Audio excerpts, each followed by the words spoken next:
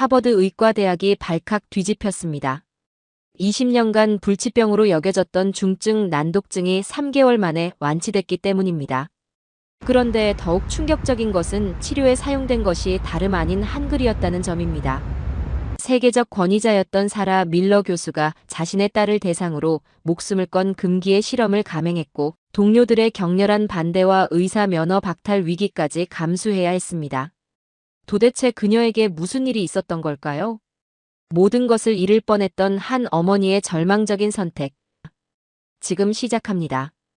영상 시작 전에 1초 만에 누를 수 있는 좋아요 한번 눌러주시면 영상 제작에 정말 큰 힘이 됩니다. 그럼 바로 시작할게요. 안녕하세요. 저는 사라 밀러입니다. 하버드 의과대학 신경언어학과 교수로 20년간 난독증 연구에 매진해왔어요. 제가 개발한 치료법들로 수많은 아이들이 읽기의 기쁨을 되찾았죠. 동료들은 저를 이 분야의 세계적 권위자라고 부릅니다. 그런데 지금 제 앞에 앉아있는 이 작은 소녀만큼은 제가 어찌할 수 없어요. 바로 제 딸 케이트입니다. 10살이 된 케이트는 글자를 읽을 때마다 눈물을 흘려요. D와 B가 뒤바뀌어 보이고 Was가 소로 보인다며 좌절합니다. 케이트가 처음 읽기 문제를 보인 건 6살 때였어요. 또래 아이들이 술술 읽어내는 동화책을 케이트는 한 문장도 제대로 읽지 못했죠. 처음에는 단순히 발달이 늦는다고 생각했어요. 하지만 시간이 지나도 상황은 나아지지 않았습니다. 제가 개발한 모든 치료법을 케이트에게 적용해봤어요. 시각적 훈련, 청각적 자극, 다감각 접근법까지 총동원했죠. 하지만 결과는 실망스러웠습니다. 다른 환자들에게는 효과가 있던 방법들이 제 딸에게는 거의 도움이 되지 않았어요. 케이트의 증상은 점점 심해졌습니다. 학교에서 돌아온 케이트는 매일 울면서 말해요. 친구들은 모두 책을 잘 읽는데 자신만 못 읽겠다고 자신이 바보 같다고 말이죠. 그럴 때마다 제 가슴이 찢어집니다. 세계 최고의 난독증 전문가라는 타이틀이 무색해요. 수많은 논문을 발표하고 국제학회에서 기조연설을 했지만 정작 제 딸은 치료하지 못하고 있으니까요. 밤마다 케이트의 잠든 얼굴을 보며 자책감에 시달립니다. 동료들은 제게 조언해요. 객관적으로 접근하라고, 감정적으로 치료하면 안 된다고 말이죠. 하지만 어떻게 객관적일 수 있겠어요? 제 딸이 매일 고통받고 있는데 말입니다. 최근 케이트는 책 읽기를 완전히 포기하려고 해요. 숙제를 할 때도 글자만 보면 짜증을 내고 심지어 자해를 암시하는 말까지 합니다. 제가 의사로서 그리고 엄마로서 완전히 무력감을 느끼고 있어요. 20년간 쌓아온 제 전문성이 무너지는 기분입니다. 수많은 환자들을 치료했지만 정작 가장 소중한 사람은 구할 수 없다니요. 제가 과연 진정한 전문가인지 의문이 들기 시작했습니다. 그런 절망적인 시기에 제 인생을 바꿀 만남이 찾아왔어요. 한국에서 온 교환 교수 박진우 선생님이었습니다. 서울대학교 언어학과에서 오신 박 교수님은 한글과 뇌과학의 관계를 연구하는 분이셨죠. 처음 박 교수님을 만난 건 학과 세미나에서였어요. 제가 최신 난독증 치료법에 대해 발표를 하고 있었는데 박 교수님이 아주 집중해서 들으시더라고요. 발표가 끝난 후 박 교수님이 조심스럽게 다가오셨습니다. 박 교수님은 제 연구에 깊은 인상을 받았다고 하시면서 한 가지 흥미로운 이야기를 꺼내셨어요. 한국에서는 한글을 이용한 난독증 치료법이 있다는 거였죠. 처음에는 무슨 말인지 이해할 수 없었어요. 박 교수님이 설명하시길 한글은 다른 문자와 달리 발음 기관의 모양을 본떠서 만든 과학적 문자라고 하셨어요. 자음 기역은 혓뿌리가 목구멍을 막는 모양이고 니은은 혀끝이 잇몸에 닿는 모양을 형상화했다는 거죠. 솔직히 말하면 그 순간 기분이 좀 나빴어요. 20년간 연구해온 제 전문성을 무시당한 기분이었거든요. 한국 문자로 서구 의학의 한계를 해결한다니 말이 안 된다고 생각했습니다. 하지만 박 교수님은 끝까지 예의를 지키시며 설명을 계속하셨어요. 한글의 모음도 마찬가지로 하늘, 땅, 사람을 뜻하는 기본 요소로 체계적으로 구성되어 있다고 하시더라고요. 이런 과학적 설계가 뇌의 언어 처리 영역을 효과적으로 자극한다는 거였습니다. 그때 박 교수님이 제게 개인적인 질문을 하셨어요. 혹시 가족 중에 난독증으로 고생하는 분이 있느냐고 말이죠. 저도 모르게 얼굴이 굳어졌어요. 제 개인사까지 들여다보는 것 같아서 불쾌했거든요. 하지만 박 교수님의 진심 어린 눈빛을 보니 마음이 바뀌었어요. 저는 케이트 이야기를 털어놓았습니다. 세계적 권위자인 제가 정작 제 딸은 치료하지 못하고 있다는 부끄러운 현실을 말이죠. 박 교수님은 제 이야기를 끝까지 들어주셨어요. 그리고 조심스럽게 제안하셨습니다. 한글 치료법을 시도해 보시겠느냐고요. 물론 검증된 방법은 아니지만 한국에서는 상당한 효과를 보고 있다고 하셨어요. 저는 즉시 거절했어요. 검증되지 않은 치료법을 제 딸에게 적용할 수는 없다고 말했죠. 하지만 마음 한편으로는 궁금했어요. 정말 한글이 난독증 치료에 도움이 될 수 있을까요? 그날 밤 집에 돌아와서도 박 교수님의 말이 계속 머릿속을 맴돌았어요. 케이트가 또 울면서 숙제를 하는 모습을 보니 마음이 더욱 복잡해졌습니다. 혹시 제가 고집 때문에 딸의 치료 기회를 놓치고 있는 건 아닐까요? 며칠 후 저는 용기를 내어 박 교수님께 다시 연락했어요.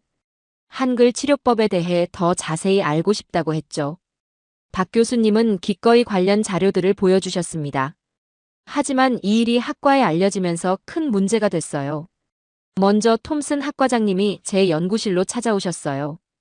평소 온화하신 분인데 그날은 얼굴이 상당히 굳어 있으셨죠. 학과장님은 제가 검증되지 않은 동양치료법을 연구한다는 소문을 들었다고 하시더라고요. 톰슨 학과장님은 단호하게 말씀하셨어요.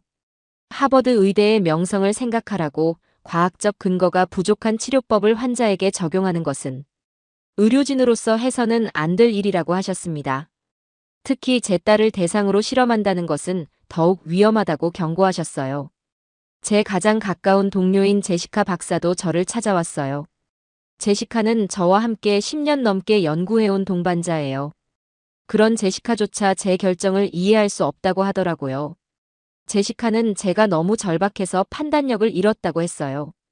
한글이 무슨 치료법이냐며 검증된 서구 의학을 놔두고 왜 검증되지 않은 방법에 매달리느냐고 물었죠. 특히 제 딸 때문에 다른 모든 환자들을 위험에 빠뜨릴 수는 없다고 강하게 반대했습니다. 다른 동료들의 반응도 마찬가지였어요. 연구진 회의에서 이 문제가 공론화되면서 학과 전체가 술렁거렸죠. 어떤 동료는 제가 개인적인 문제로 인해 객관적 판단력을 잃었다고 했고, 또 다른 동료는 유사과학에 빠졌다고 비판했어요. 가장 충격적이었던 건 제 스승이신 윌리엄스 교수님의 반응이었어요. 교수님은 저를 따로 부르셔서 심각하게 이야기하셨어요. 20년간 쌓아온 제 명성과 경력을 하루아침에 무너뜨릴 수 있는 일이라고 경고하셨죠. 윌리엄스 교수님은 의사 면허 박탈까지 언급하셨어요. 검증되지 않은 치료법으로 환자를 치료하다가 문제가 생기면 의료진으로서의 생명이 끝날 수 있다고 하셨습니다. 특히 제 딸을 대상으로 한다면 아동학대로 신고될 수도 있다고 하시더라고요. 동료들의 반대는 점점 거세졌어요. 누군가는 제가 정신과 상담을 받아야 한다고까지 했죠. 학과 내에서 저를 바라보는 시선이 완전히 바뀌었어요. 존경받던 동료에서 위험한 사람으로 여겨지기 시작했습니다. 하지만 저는 더 이상 잃을 것이 없다고 생각했어요. 제 딸이 매일 고통받고 있는데 체면이나 명성이 무슨 소용이겠어요? 동료들의 시선이 차가워지는 것도, 학과에서 고립되는 것도 감수할 각오가 되어 있었습니다. 그럼에도 마음 한편으로는 두려웠어요. 정말 제가 올바른 선택을 하고 있는 걸까요? 혹시 동료들 말이 맞는 건 아닐까요? 하지만 케이트의 고통스러워하는 얼굴을 떠올리니 더 이상 망설일 수 없었어요. 저는 모든 반대를 무릅쓰고 한글 치료법을 시도하기로 결심했습니다. 가장 힘들었던 건 남편 마이클의 반대였어요. 직장에서의 갈등은 어떻게든 견딜 수 있었지만 가정에서까지 이해받지 못한다는 건 정말 견디기 어려웠습니다. 마이클은 평소 제 연구를 누구보다 지지해주던 사람이에요. 늦은 밤까지 연구하는 저를 묵묵히 뒷바라지해주고 제가 어려운 결정을 내릴 때마다 든든한 지원군이 되어줬죠. 하지만 이번만큼은 달랐어요. 마이클이 처음 제 계획을 들었을 때의 표정을 잊을 수 없어요. 믿을 수 없다는 듯이 저를 바라보더니 목소리를 높여 소리쳤어요. 제가 미쳐가는 것 같다고 케이트를 실험쥐로 만들 거냐고 따졌죠. 마이클은 의사인 제가 히포크라테스 선서를 잊었느냐고 물었어요. 환자에게 해를 끼치지 말라는 의학의 첫 번째 원칙을 어길 거냐고 하면서 특히 그 대상이 우리 딸이라는 게 말이 되느냐고 분노했습니다. 밤마다 집안이 전쟁터가 됐어요. 마이클은 제가 개인적인 감정에 휩쓸려 이성적 판단을 잃었다고 했어요.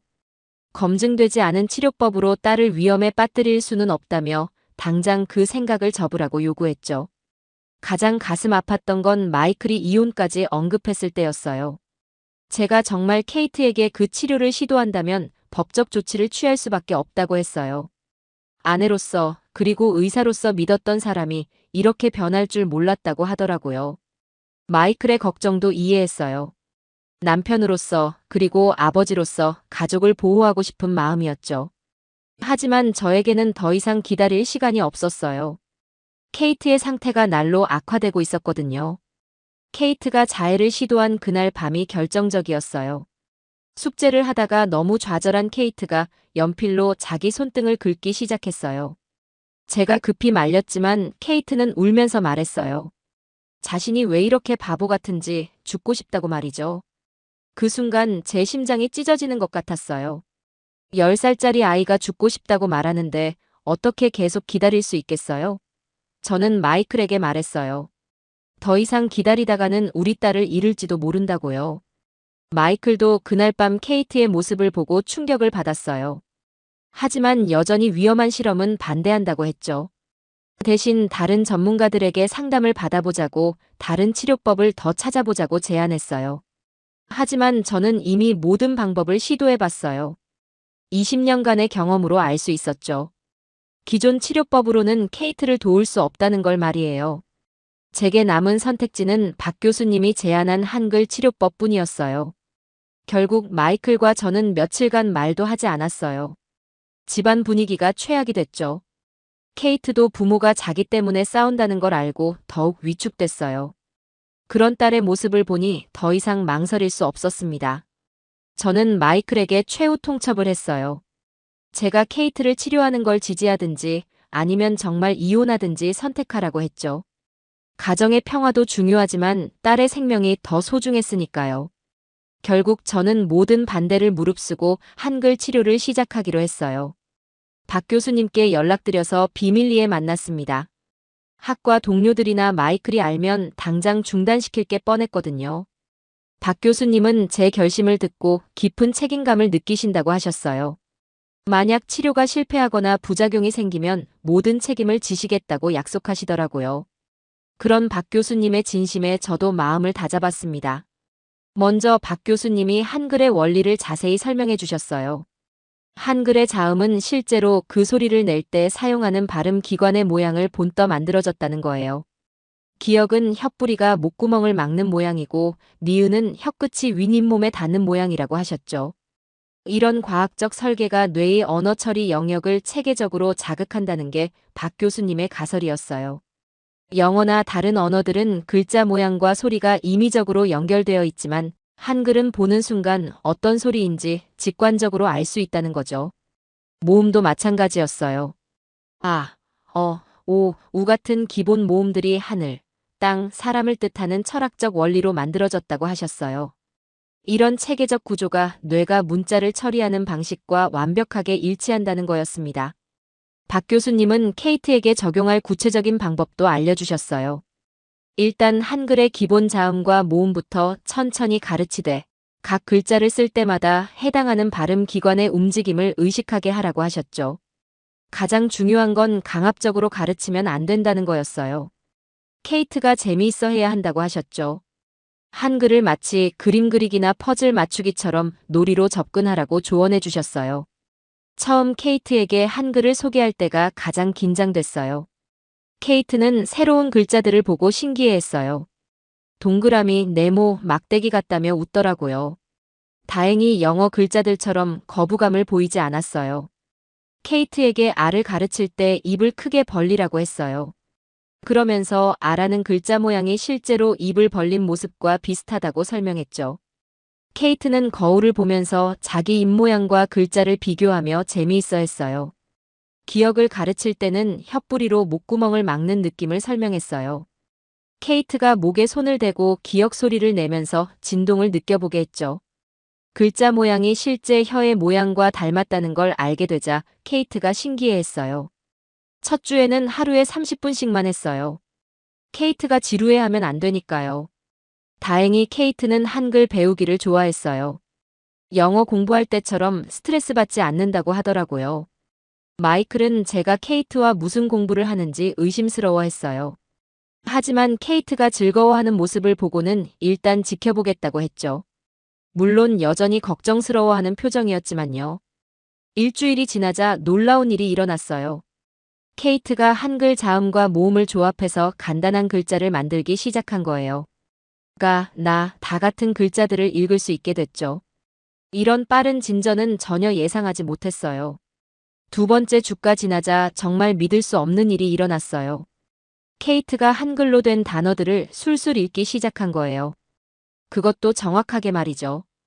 20년간 난독증을 연구해왔지만 이런 빠른 진전은 처음 봤어요. 케이트는 저에게 물어봤어요. 엄마, 이 글자들은 왜 이렇게 쉬운지 모르겠다고요. 영어 글자들처럼 뒤바뀌어 보이지도 않고 읽고 싶은 마음이 든다고 하더라고요. 그 말을 듣는 순간 가슴이 벅차올랐어요.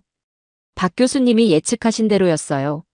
한글의 표음 문자적 특성 때문에 케이트가 글자를 보는 즉시 소리를 연상할 수 있게 된 거죠. D와 B를 구별하지 못하던 케이트가 기역과 니은은 완벽하게 구분했어요. 세 번째 주에는 더욱 놀라운 일이 벌어졌어요. 케이트가 한글로 된 간단한 동화책을 읽기 시작한 거예요. 물론 한국어를 이해하지는 못했지만 글자를 소리내어 읽는 것만으로도 엄청난 진전이었죠. 그런데 더욱 신기한 건 케이트의 영어 읽기 능력도 함께 향상되고 있다는 거였어요. 한글을 배우면서 뇌의 언어 처리 능력 자체가 개선된 것 같았어요. 박 교수님 말씀이 맞았어요.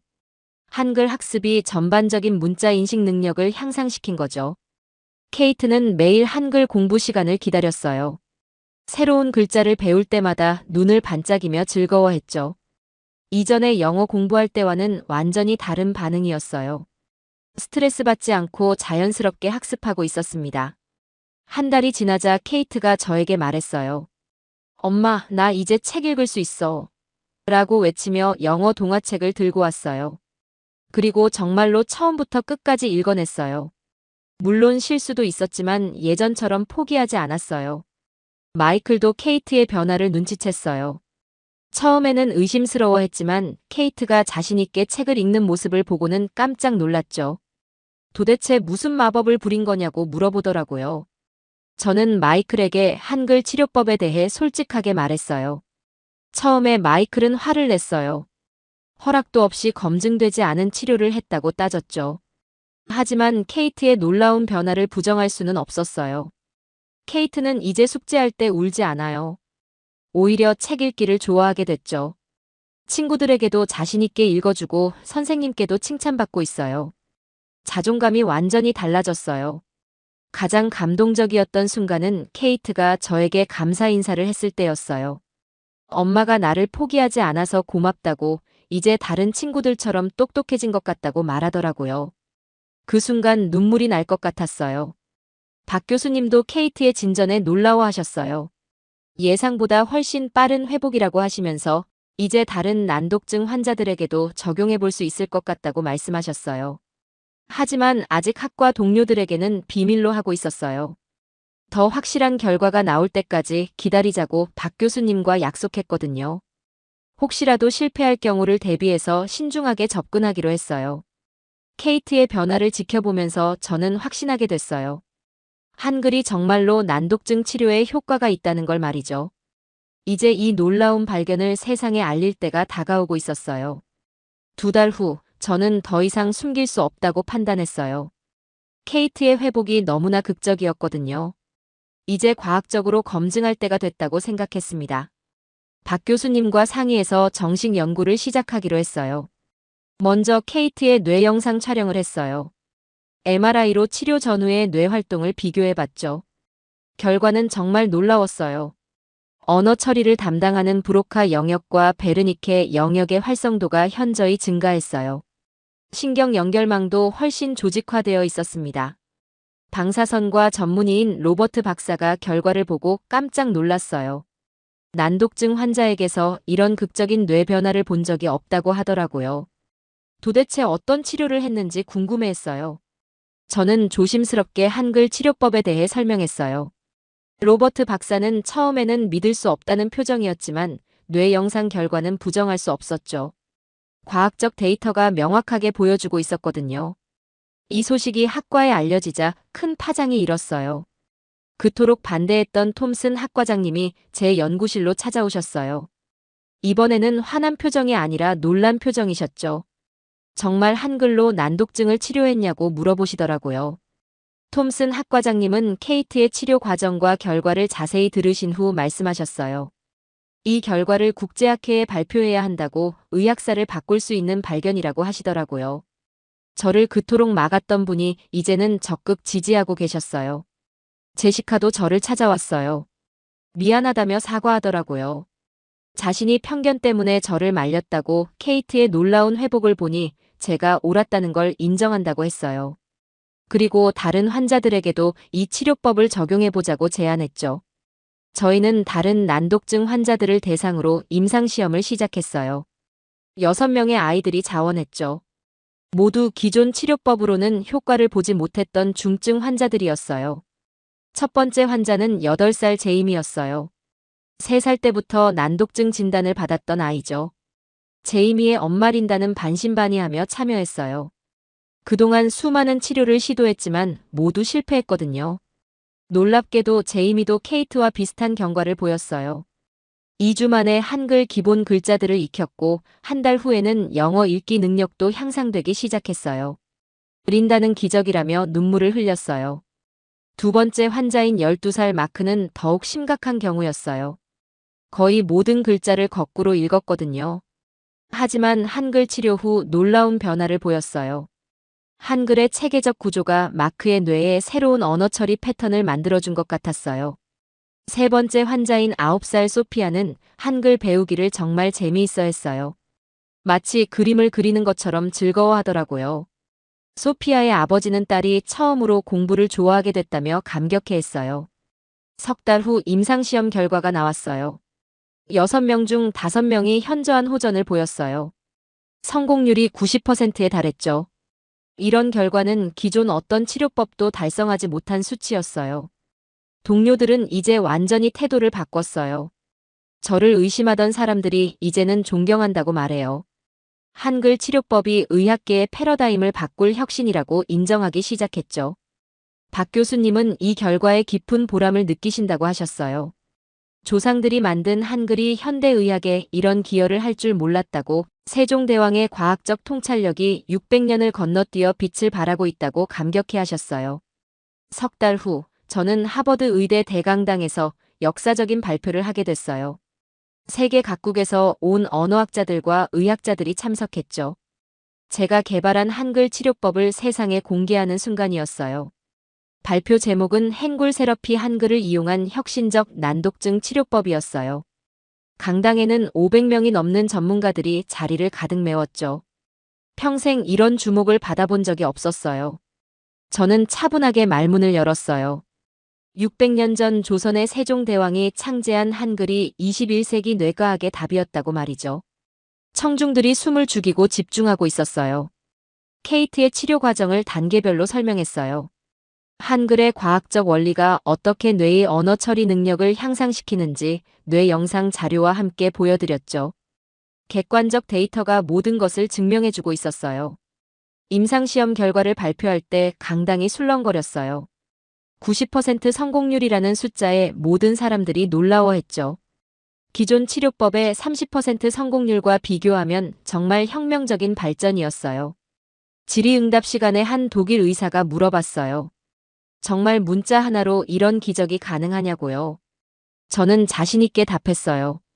한글은 단순한 문자가 아니라 뇌과학에 기반한 과학적 도구라고 말이죠. 영국에서 온 언어학자는 한글의 창제 원리에 대해 질문했어요. 저는 박 교수님께 배운 내용을 설명했어요. 발음 기관을 본뜬 자음, 천지인을 반영한 모음의 철학적 깊이를 말이죠. 발표가 끝나자 5분간 기립박수가 이어졌어요. 평생 잊지 못할 순간이었어요.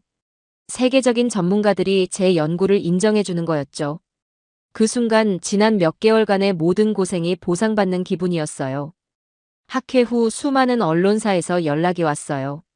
CNN, BBC, 뉴욕타임스까지 모든 주요 언론이 한글 치료법을 보도했죠. 전 세계가 이 혁신적 발견에 주목하고 있었어요. 가장 감동적이었던 건 케이트의 반응이었어요. 뉴스에서 엄마 이야기가 나오는 걸 보고 자랑스러워했어요. 자신 때문에 전 세계 아이들이 도움받을 수 있게 된 거냐고 물어보더라고요. 케이트는 이제 완전히 다른 아이가 됐어요. 책 읽기를 가장 좋아하는 취미로 만들었고 친구들에게도 자신 있게 이야기해요. 무엇보다 자신이 특별하다고 느끼고 있어요. 난독증이 단점이 아니라 특별함이라고 생각하죠. 마이클도 완전히 태도를 바꿨어요. 제게 진심으로 사과했어요. 아내의 용기와 직감이 옳았다고, 자신이 편견에 사로잡혀 있었다고 인정했죠. 이제는 제 가장 든든한 지원자가 되어주고 있어요. 박 교수님은 이 성과에 깊은 보람을 느끼신다고 하셨어요. 한국으로 돌아가신 후에도 계속 연락을 주고 계세요. 한글의 과학적 우수성이 세계에 알려진 것에 큰 의미가 있다고 하시더라고요. 현재 전 세계 20여 개국에서 한글 치료법 도입을 검토하고 있어요. 프랑스, 독일, 일본, 호주 등에서 임상시험을 시작했죠. 어디서나 비슷한 성과를 보이고 있어요. 저는 이제 새로운 연구를 시작하고 있어요. 한글이 다른 학습 장애에도 효과가 있는지 알아보는 거죠. 조기 치매나 실어증 환자들에게도 적용해 볼 예정이에요.